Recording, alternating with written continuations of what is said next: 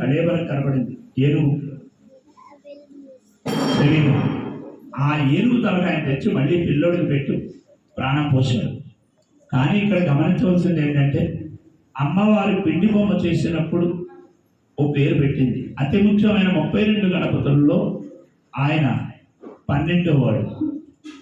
ఆ పేరే లక్ష్మీ గణపతి. ఆ లక్ష్మీ గణపతి అనుగ్రహం మీ అందరికీ ఎల్లవేళ ఉండదాకా నమస్కారం చేసుకోండి. ఏతద్బలం మహాగణపతి దేవతార్పణ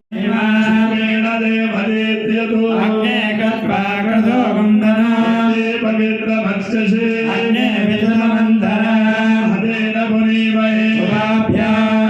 దేవ సవిత బ్రహ్మ పుణీమహే పునతే దేవ్యాగా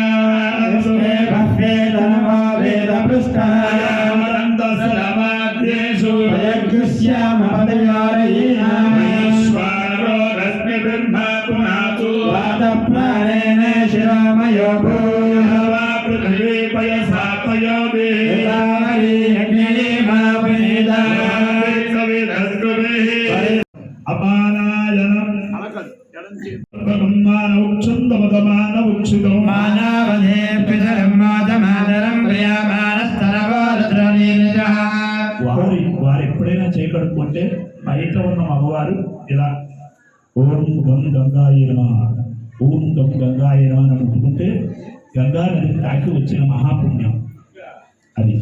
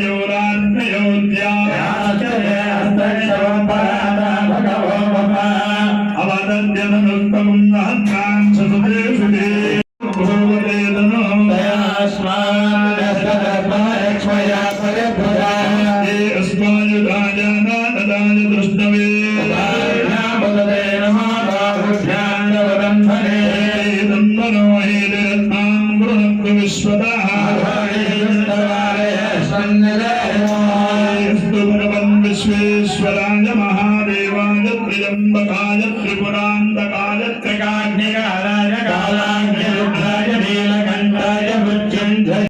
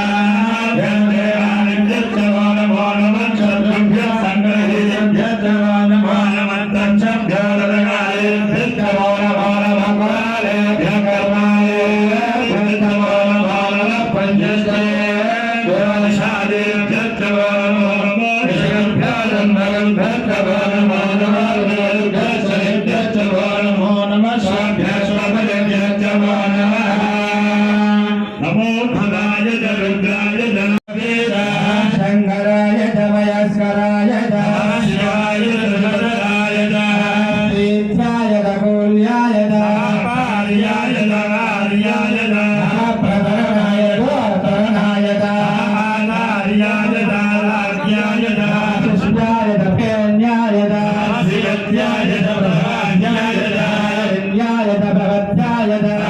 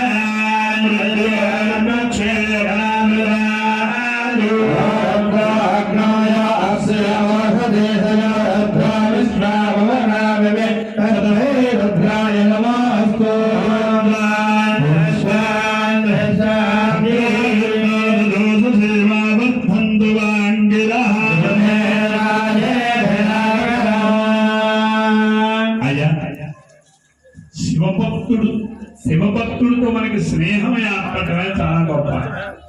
శివభక్తుడితో స్నేహం శివభక్తుడు కడుపులు పట్టడం గొప్ప, మనమే శివుడు మారడం ఇంకా గొప్ప. అటువంటిది శివుడు లేకుండా ఒక యజ్ఞం తలపెట్టాడు.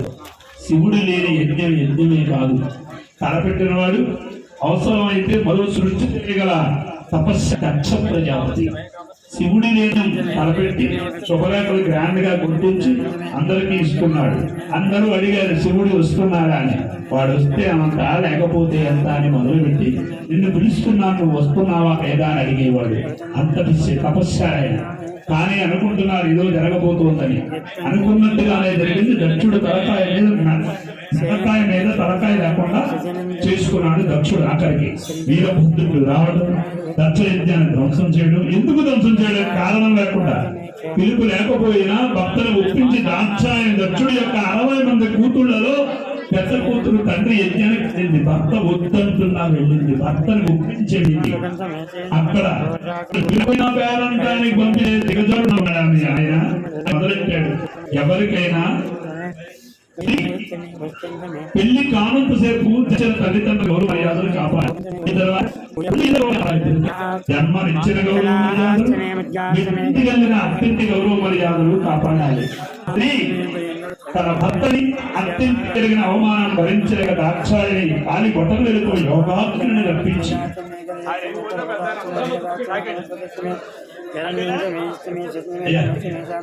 మీరు అయిపోయిన రోజు మిగిలిన వాడిని. కాబట్టి ఆ దాక్ష యోగాగ్ని రప్పించి అగ్నిలో ఆహుతైపోయింది. అప్పుడు దక్షుడు యజ్ఞం శివ ఆదేశానికి గురి శివుడి జటాదుల్లో వీరభద్రుడిని పంపిస్తే అడ్డొచ్చిన బ్రహ్మగారిని విష్ణుమూర్తిని తీసేసి దక్షుడు మెడకాయ మీద ఉన్న తలకాయని తీసేసాడు వీరభద్రుడు. అప్పుడు అందరూ శివుడిని తల తోకొచ్చింది. దక్షుడు తాలే పడిపోయింది కాబట్టి దక్షుడు మహారాజు చేశాడు వర్ణించారు.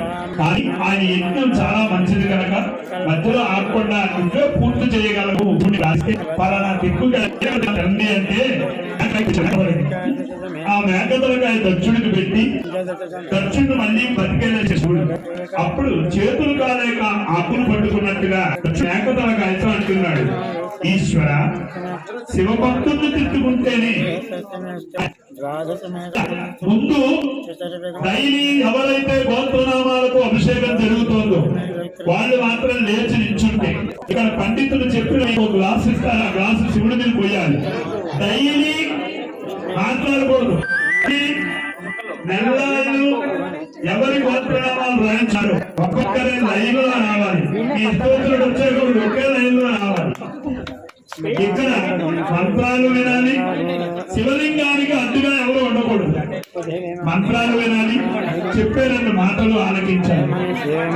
అలాగే దక్షుడు మేకతలుగా పెట్టాక ఈశ్వర శివభక్తులను తిట్టుకుంటేనే పుట్టగతులుండవు, నిన్ను చాలా దోషం చేశాను, అయినా నన్ను మళ్ళీ బ్రతికేలా చేశావు. నీ గురించి మాట్లాడటానికి హక్కుకి ఈ నోటికి హక్కుందంటావా? నిన్ను చూడడానికి కళ్ళకి హక్కుందంటావా? నీ గురించి వినడానికి చెవులకి హక్కుందంటావా అంటూ ఈశ్వరుణ్ణి స్తుతించాడు. మేక తలకాయ మేక నోరు విప్పితే ఏమంటుంది? అదే చెప్తున్నారు ఇక్కడ పండితులు. దక్షుడు చేసిన 11 దివ్య స్తోత్రాల్లో అదిగో ఎక్కడ దాకా వచ్చారండి, 5వ స్తోత్రం చెప్తున్నారండి. 5వ స్తోత్రం అయ్యా వరుసగా నెలలు అభిషేకం వారు శివుడికి ఎదురుకుండా ఉండకూడదండి, పక్కకి జరగాలండి. అభిషేకం జరిగేటప్పుడు శివ దృష్టికి ఎదురుకుండా ఎవరు ఉండకూడదు. శివ దృష్టి ఎక్కడుంటుంది? శివుడి కళ్ళు ఎక్కడున్నాయి? శివుడు ఎదురుకుండా ఎవరు ఉండకూడదు, పక్కన నుంచి పోయాలి. ఎవరు జరగలేదు, శివుడికి ఎదురుకుండానే ఉన్నారు. అభిషేకం యజ్ఞానకల్వందాముచమే సాముచమే స్వామిచమే దీక్షాచమే తపస్సమే అర్ధంచమే అర్ధంచమే హరాత్రియోగత్య బృహద్రంతరేతమే జ్ఞానకల్వేదాంగత్యాచమే యత్యాహీచమే పంచాహిచమే పంచాహీచమే వత్సచమే శివత్సాచమే పుష్టాహీచమే ద్వాంచమే వేనైక్యమ ఆయుర్జ్ఞానకల్పదాం ధ్యానయజ్ఞానకల్పదాం అక్షరయజ్ఞానకల్పదాం స్తోత్రకల్పదాం కల్పదాం జ్ఞానకల్పదాం విజ్ఞానకల్పదాం ఏకాదశమే పంచదమే సప్తదమే నవదమే ఏకాదశమే త్రయోదశమే పంచదశమే సప్తదశమే ఏకవింశమే పంచవింశమే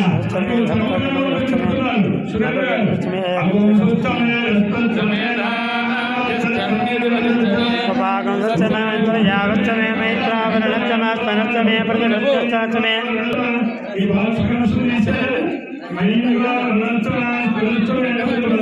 చక్రశ్చమే మందీచమే ఆగ్రణయచ్చమే ఆదిత్యమే నక్షత్రమే సారస్వతమే పౌష్ణశ్చమే పాత్రే యుగ్మశ్చమే బలిహిశ్చమే వేదశ్చమే దుష్టమే సరస్వమే పరమాశ్చమే సురేంద్రాశ్చమే బోధవృత్యమాధమ్యశ్చమ ఆగ్నేయశ్చమే హరిద్రాశ్చమే పరారాధా च मे महिलाश्च मे अमृत मे स्वगाकारश्च मे अग्निश्च मे कर्मश्च मे अर्कश्च मे सूर्यश्च मे प्राणश्च मे सर्वेश्च मे सकलेन्द्रियादिश्च मे यज्ञानकल्पन्ता सामश्च मे सोमश्च मे दीक्षाश्च मे तपश्च मे रसश्च मे रसश्च मे हरात्र्यो द्रव्य धरन्धरे यज्ञेन कल्पेतां गन्धाश्च मे देश्च मे देश्च मे विद्यवान् विद्योहीच मे पञ्चाभिश्च मे पञ्चालीच मे तवत्सश्च मे तवत्सश्च मे त्रियवाच मे त्रियोहीच मे वस्तवाच मे वस्तोहीच मे वृक्षाच मे अर्धवच्च मे नद्वाञ्च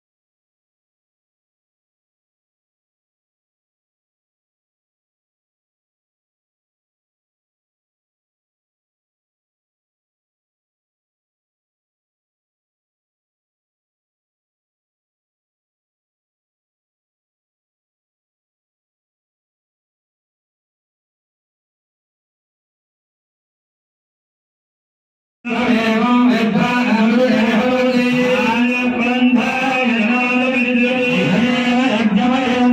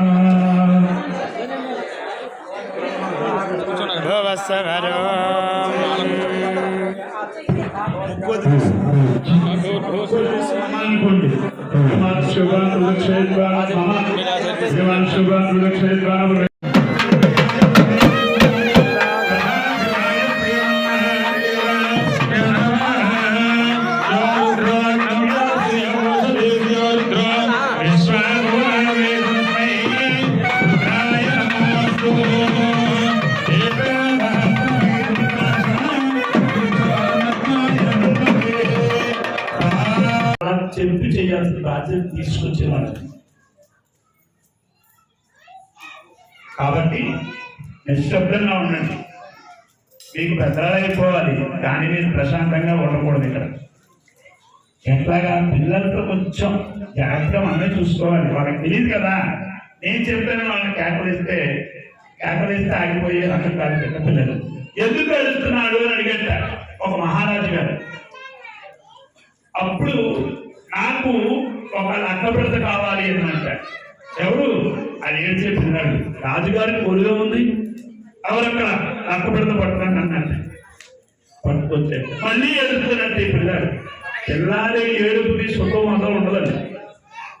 ఏం కావాలి అని అంట మళ్ళీ రాజుగారు కదా మరి, నాకు ఏడుపు పిల్ల కావాలి అన్నట్ట. ఏం కావాలి? బొమ్మగారు ఏడుపు పిల్ల తెచ్చిచ్చేసాడు. మళ్ళీ ఏడుస్తున్నట్ట. మళ్ళీ ఎందుకు వెళ్తాం అన్నట్ట. ఈ ఏడుగురు బతికెళ్ళి అది అక్కబడిలో పెట్టండి అన్నట్ట. అది కుదురుతుందా? ఈ పంతులు గారు అన్నారని పిల్లలకి అక్కడైతే వాళ్ళు ఏడు బాగా పెడతారా? ఏం చేస్తే వాళ్ళు కాముగా ఉంటారో అలా చెయ్యాలి. పూజల దగ్గర తగిన కారణం లేకుండా పడుకున్న వాడిని లేపకూడదు. తగిన కారణం లేకుండా పూజలో ఉన్న వాడిని డిస్టర్బెన్స్ చేయకూడదు. తగిన కారణం లేకుండా భోజనం తినేవాడిని లేరా అని అనకూడదు. అది నేను చెప్పబోయే సారాంశం. కానివ్వండి, ఇప్పుడు అమ్మవారి యొక్క మహామంత్రహోమం పార్వతీదేవి అని అంటుకుంటుందండి. అలంకరించే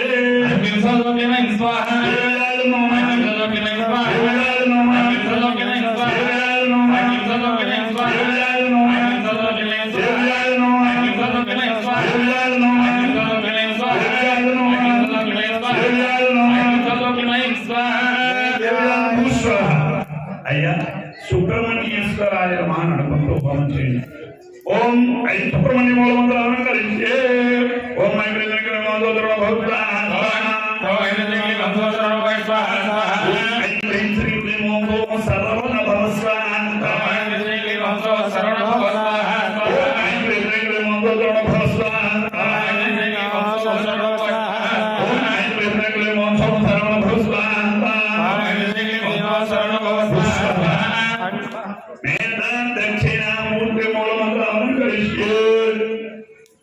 మేధా దక్షిణామూర్తి హోమం జరుగుతోంది.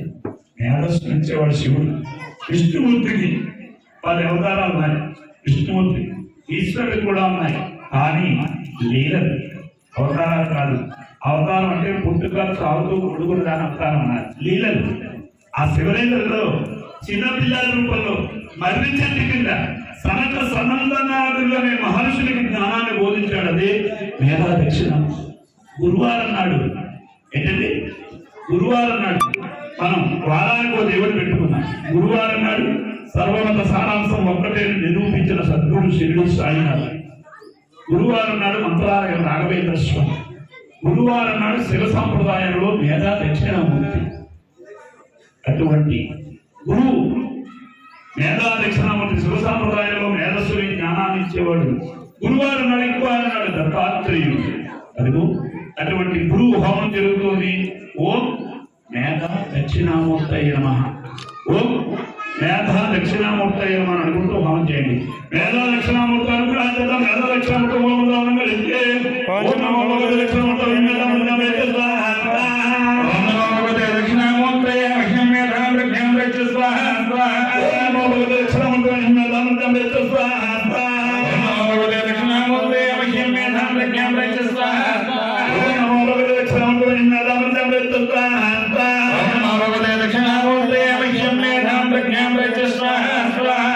నారాయణాష్టాక్షరి హోమం జరుగుతుంది. ఏ యజ్ఞం జరిగినా యజ్ఞానికి అధిపతి మహావిష్ణువు. యజ్ఞానికి అధిపతి మహావిష్ణువు. నారాయణాష్టాక్షరి హోమం. ఓం నమో నారాయణాయ అనుకుంటూ హోమం చేయండి. ఓం నమో నారాయణాయ స్వాహ.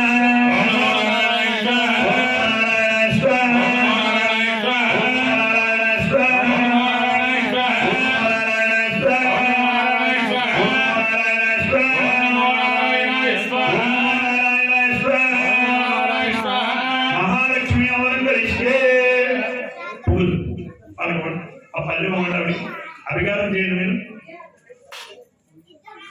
అధికారం చేసేవాడు. మేడం గారు ఆ పువ్వులు తీసిన ఒక్కొక్క పువ్వు వేస్తూ ఉండండి. మహాలక్ష్మీదేవి అయినమని అనుకుంటుంది. మహాలక్ష్మి హోమం జరుగుతుంది. ఆయన నిజేసినప్పుడు ఒక్కొక్క పువ్వు వేయించాలి. మహాలక్ష్మి హోమం గురించి అందరికీ లక్ష్మీ అనుగ్రహం కలగాలని లక్ష్మీ సూక్తంతో హోమం చేస్తున్నారు.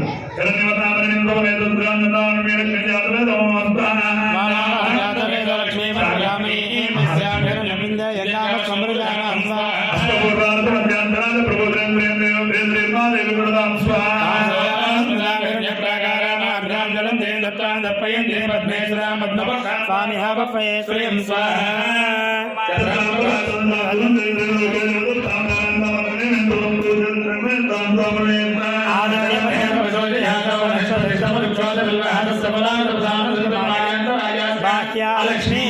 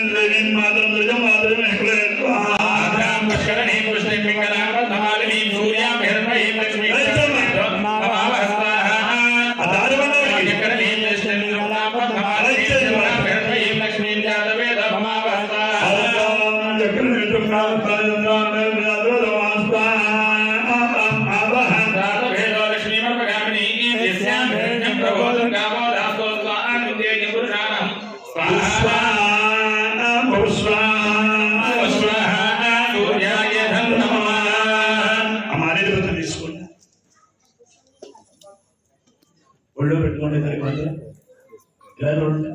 ఒక్కొక్కటి శ్రీరుద్రాయ నమః ఏమనుకోవాలండి? అందరూ కూడా రుద్రహోమం జరుగుతోంది. రుద్రం ద్రావ ఇది రుద్ర. ఒంటి మీద ఉన్నటువంటి ధూళిని తొలగించేది ఎవరు? సోపు, షాంపూ. లోపల ఉన్న మనిషి జీవితంలో ఉండే కష్టాలని ప్రక్షాళన చేసేది ఎవరంటే రుద్రుడు. రుద్రం ద్రావ ఇది రుద్ర.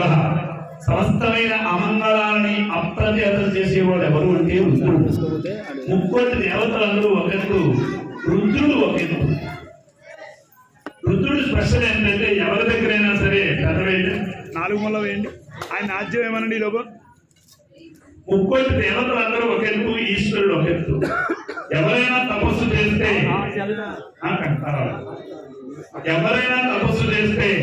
అనగకూడని వరం ఇస్తే, అనగకూడని వరాలు అడిగితే ఈ వరం తప్ప ఇంకో వరం అడుగుంటారు అందరూ. ముక్కోటి దేవతలు ఎవరి కోసమైనా ఎవరైనా తపస్సు చేస్తే మీరు లోపల సంస్కారం చేయండి. ఈ చెప్పేలో సంస్కారం చేస్తే అవి రాసుకుంటారు. ముక్కోటి దేవతలందరూ ఎవరి కోసం ఎవరు తపస్సు చేసినా ఆ తపస్సు సిద్ధించాక దేవతలు వస్తారు. వచ్చాక అడిగేవాడి వరాన్ని బట్టి వాళ్ళు ఇవ్వాలా మానాలని ఆలోచిస్తారు. ఎవరు? అడిగేవాడు అడిగే వరాన్ని బట్టి. ఒకవేళ తేడా వరం అడిగితే ఈ వరం కాకుండా ఇంకో వరం అడిగంటారు అందరూ.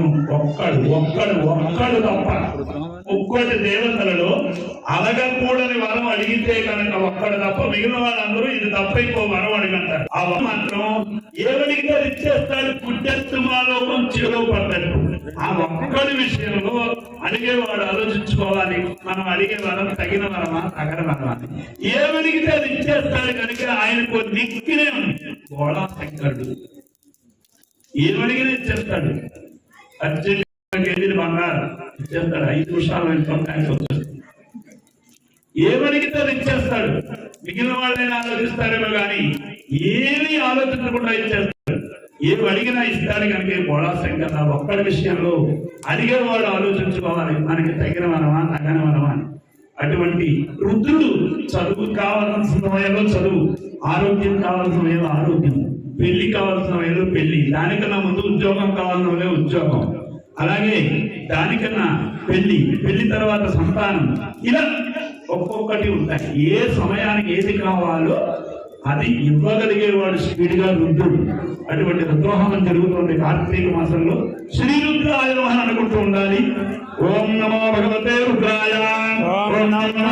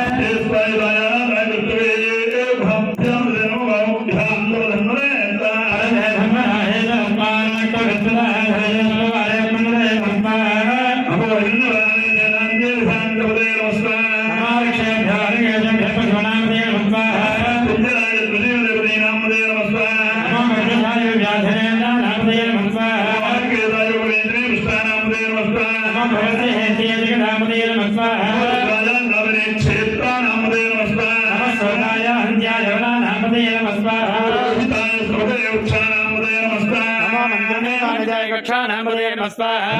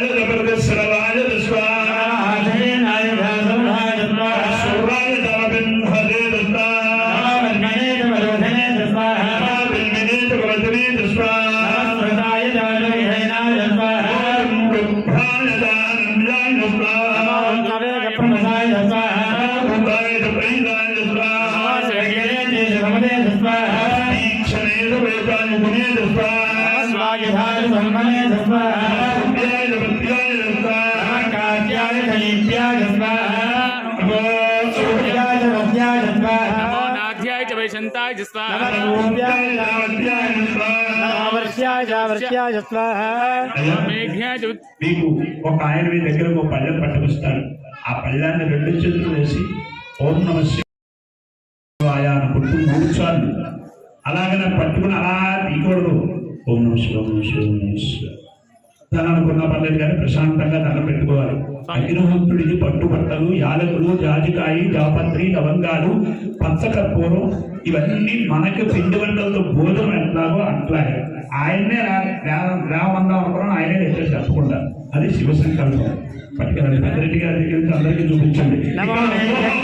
ఇక్కడ రుద్రహోమం జరుగుతూ ఉంటుంది.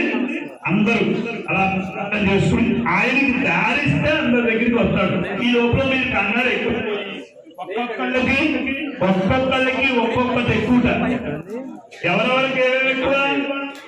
గంధర్వులకి కామం ఎక్కువ, పక్షులకి ఆకలి ఎక్కువ, జంతువులకి భయం ఎక్కువ, పాములకి పాపులు ఎక్కువ. మనం చెప్పుకున్నా రామాయణం చెప్పిన నీతి.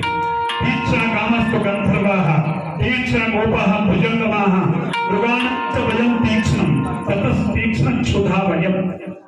గంధర్వులకి కామం ఎక్కువ, పక్షులకి ఆకలి ఎక్కువ, జంతువులకి భయం ఎక్కువ, పాములకి మరి మనుషులకి అన్ని ఎక్కువని చెప్పింది రామాయణం.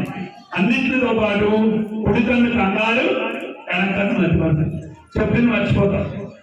రుద్రహోమం జరుగుతూ ఉంటుంది.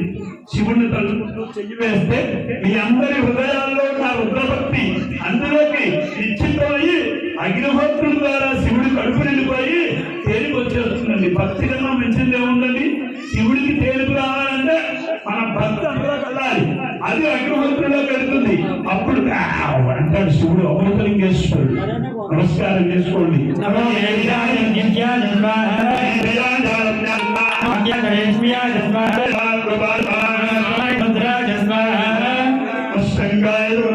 నమ సోమాయ దుర్గా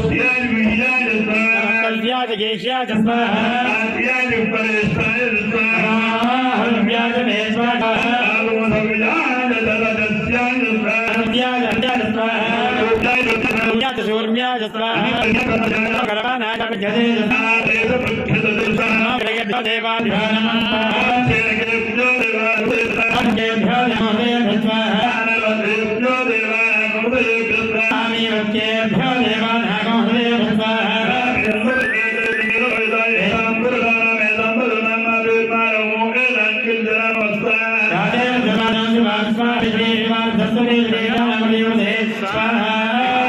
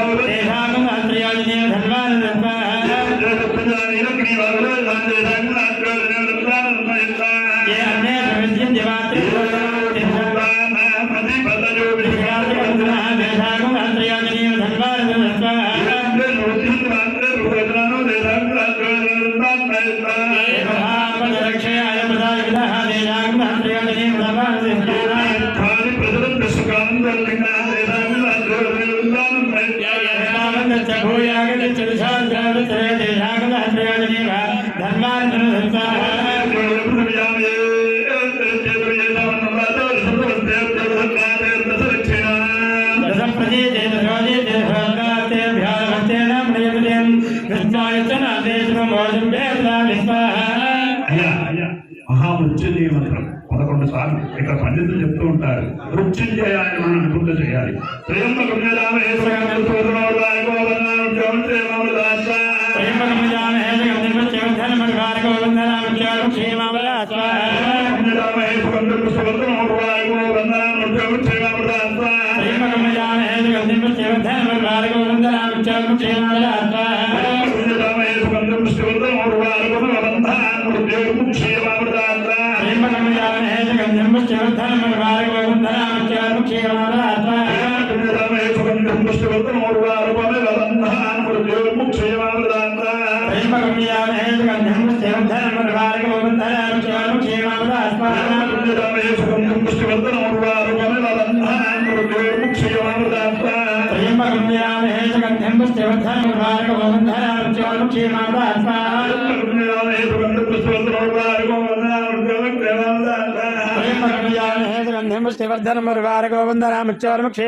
వర్ధన